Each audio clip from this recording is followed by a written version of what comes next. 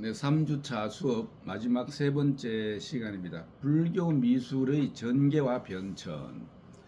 우리나라 불교 미술은 아마 여러분들이 불교 관련해서 한국 불교 전례를 다 고구려 소수림왕 2년 372년이라고 그렇게 불교의 수용을 이야기하는데 실제로 이때부터 조성이 되어졌다고 할 수 있죠. 실은 고구려 소수림왕 2년에 불교가 공인되었던 해이기 때문에 이미 불교와 많은 불교 미술은 그 이전부터 들어오고 있었다라고 하는 사실에 대한 인식도 중요하겠습니다. 그리고 이때 수도였던 국내성에는 성문사, 이불란사가 조성이 되면서 성황을 이룬 것으로 그렇게 보아집니다.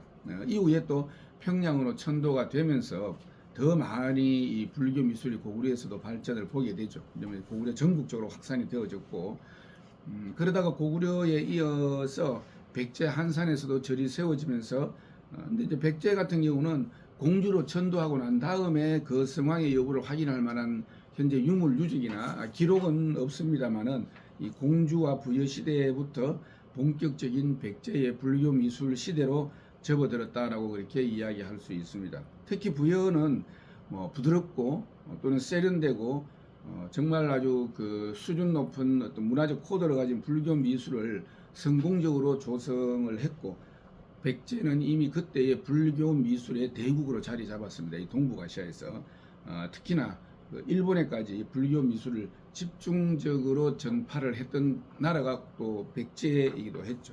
이제 반면에 신라는 가장 늦게 전래가 되어졌죠. 삼국 중에 법흥왕 때라고 보아서 6세기 전반기에 이제 본격적으로 신라도 불교 미술 시대로 이제 접어들었지만은 가장 늦었지만은 근데 고구려나 백제에 못지않게 최고의 성황을 이루게 됩니다. 명랑하고 쾌활한 미가 주류를 이루었던 신라 불교 미술은 우리 한국인들의 그 활달한 유목적 기운과 농경적인 치밀한 기운을 모두 잘 구사하고 있다라고 그렇게 우리 불교 미술사에서는 평가하고 있습니다. 이 삼국시대에서 신라가 지나고 이어서 이제 통일신라 시대 7세기 후반에서부터는 삼국의 불교 미술이 통일신라라고 하는 하나의 통일된 왕조에 의해서 융합이 되고, 그 위에 조금 전에 첫 번째의 불교 미술의 기원에서 말씀을 드렸던 인도 굽타 왕조의 그 완미한 불상, 그 다음에 중국의 이기에 해당하는 성당 때의 불교 미술을 수용하면서 통일신라의 불교 미술은 세련되고 사실적인 양식이 크게 유행하면서 공전저루의 황금기를 이루게 됩니다. 그리고 인도 굽타에서 최고의 양식, 그 다음에 중국의 최고의 양식을 받아들여서 신라식으로 완벽하게 이루어냈던 불상이라면 우리가 잘 알고 있는 석굴암 불상이 있겠죠. 이제 회화들은 이제 지금까지 전하는 게 극히 미미합니다만은 우리 통일신라 때의 불상 조각은 간다라 양식, 막두라 양식, 굽타 양식 모든 양식들이 경주 남산에 가면 다 남아전하고 있습니다. 그러다가 통일신라기가 지나고 고려는 뭐 왕조가 불교 국가였기 때문에 이 시기에 불교 미술은 그 어느 시기보다도 성황을 이루었죠.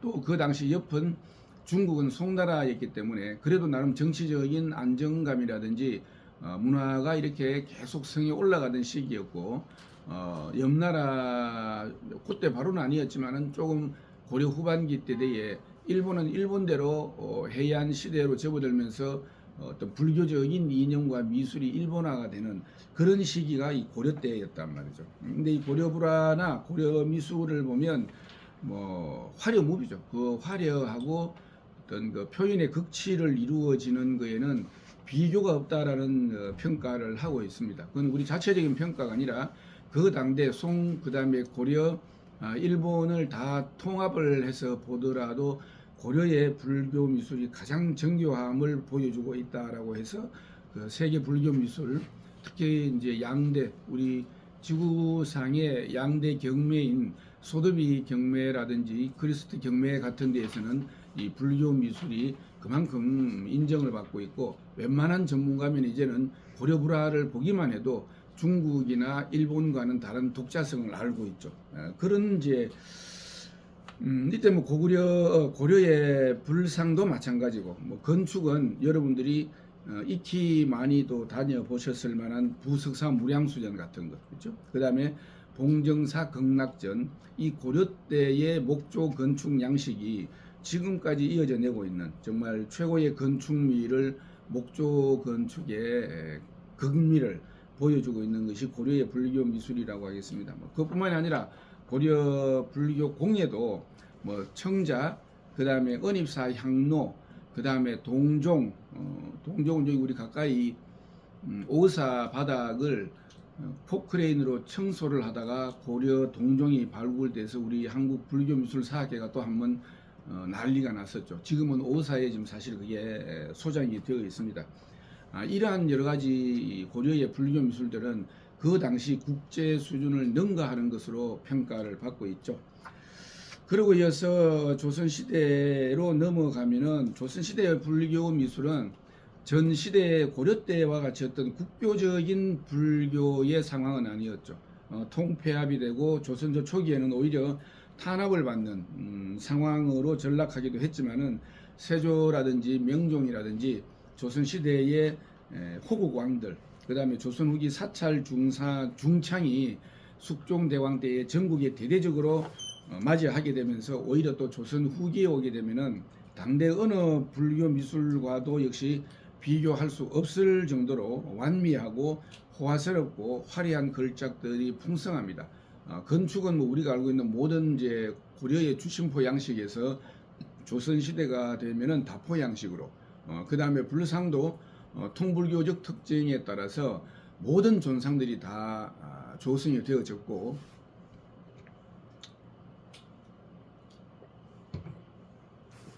그 다음에 이제 보살상, 뭐 여러 가지 나한상, 인왕상, 사천왕상, 이러한 의궤에 맞는 불교 미술이 조선 시대에는 천하제일이다라는 이야기까지 지금 하고 있습니다.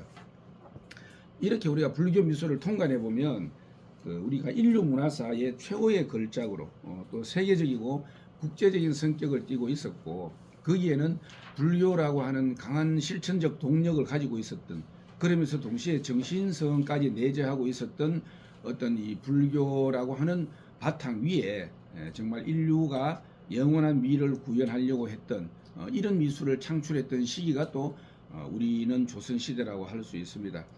그래서 지금에 와서는 뭐 요즘 뭐 K 문화를 많이 이야기하는데, 우리나라의 불교 미술도 다른 불교 국가들과 처음에는 어깨를 나란히 한다라는 이야기를 했는데, 요즘은 그게 아니라 어떤 면에서는 이들을 훨씬 능가하고 있습니다. 장르와 뭐 예를 들면은 이 남방권의 소성 불교 미술, 그 다음에 일본이나 중국의 대성 불교 미술, 그 다음에 이제 티벳이라든지 역시 일본에는 밀교 미술 등이 집중적으로 표현되어졌다라고 한다면은, 우리는 소성, 대성, 밀교 이러한 이제 불교 미술이 총체적으로 구현되고 있고, 그러한 것들이 또 의례 의식과 관련되어 있었기 때문에 한 시대에도 우리가 겉으로 보아 넘길 수 없는 우리 역사 안에 우리 민초들과 왕공 귀족들이 마지막 귀이체를 또 불교로 삼았었기 때문에 한국 역사 안에서는 이렇게 불교 미술이 다대하게